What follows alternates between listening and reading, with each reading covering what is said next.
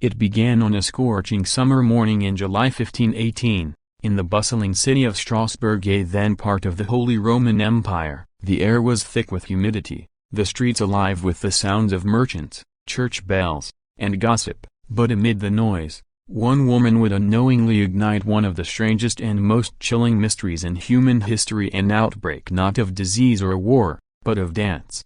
Her name was Frau Trophia. Without warning or reason, she stepped into the street and began to dance. There was no music, no celebration, no festival. Her movements were erratic, wild, and uncontrollable. She danced for hours, sweat pouring down her face, her feet striking the cobblestones until they bled. Passers-by stopped and stared, unsure whether to laugh, help, or flee. Some thought she was possessed. Others believed she had lost her mind. But what happened next defied all logic. Within days, dozens of others joined her, men, women, even children. The streets of Strasbourg became an open-air stage of hysteria. People whirled, jumped, and spun uncontrollably. They collapsed from exhaustion, only to rise again and continue. It wasn't joy that drove them, it was something darker, something that seemed to command their bodies against their will. The city's physicians were called. The local clergy prayed. The authorities,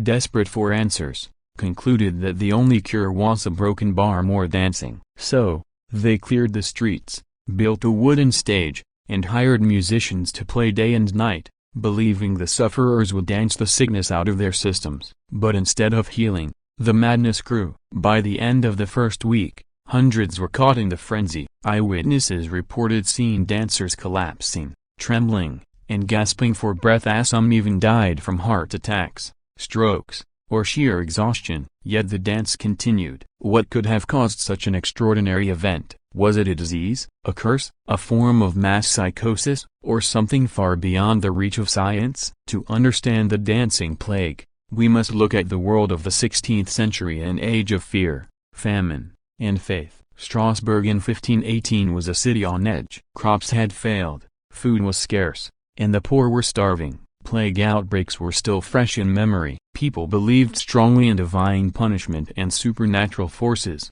The church was a pillar of power, and the devil was not a metaphor, he was real, lurking in every misfortune. In such a climate, fear and faith often mixed into something dangerous. Some historians believe that the dancers were victims of mass hysteria, a psychological phenomenon where stress and fear manifest physically, spreading through communities like wildfire. But others suggest something even stranger. One theory points to ergot poisoning, a hallucinogenic mold that grows on damp rye bread. The same fungus that inspired LSD can cause vivid visions, convulsions, and twitching limbs. If the people of Strasbourg had eaten contaminated bread, they might have experienced uncontrollable movements, even hallucinations. Yet this explanation doesn't fit perfectly. Ergot poisoning weakens the body, it doesn't allow someone to dance for days without rest. Another theory, and perhaps the most haunting, involves religious possession. At the time, the people of Strasbourg deeply believed in Saint Vitus,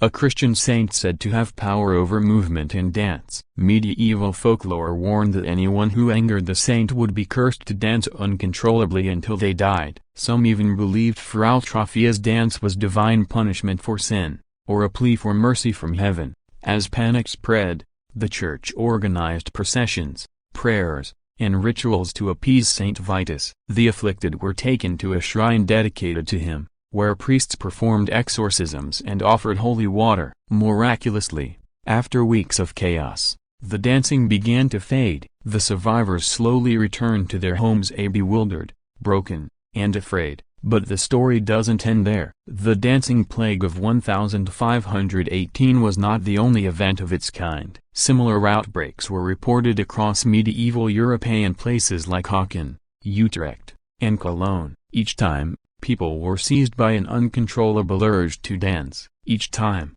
no clear explanation was ever found. It was as if the phenomenon appeared and vanished like a ghost, unpredictable, terrifying, and unexplainable. Modern scientists have studied the records, searching for logical answers. Some link it to social contagion and the power of suggestion and imitation. When people see others act strangely under stress, they subconsciously mimic it, especially in communities already under psychological strain. It's like a collective transport from trauma. But even this fails to explain the endurance of the dancers and their pain, their deaths, and their eerie synchronization. How could hundreds of people share the same delusion with such physical intensity? Witnesses described dancers moving with frenzied expressions, unable to stop even when their feet bled. Some screamed in agony, others laughed hysterically. It was both a tragedy and a spectacle. Musicians played, priests prayed, and the people of Strasbourg watched in horror as their neighbors danced toward death. The event became etched into history as one of the most bizarre episodes of human behavior ever recorded. Artists later depicted it in drawings and paintings, lines of skeletal figures spinning under the sun, a haunting reminder of how fragile the human mind can be.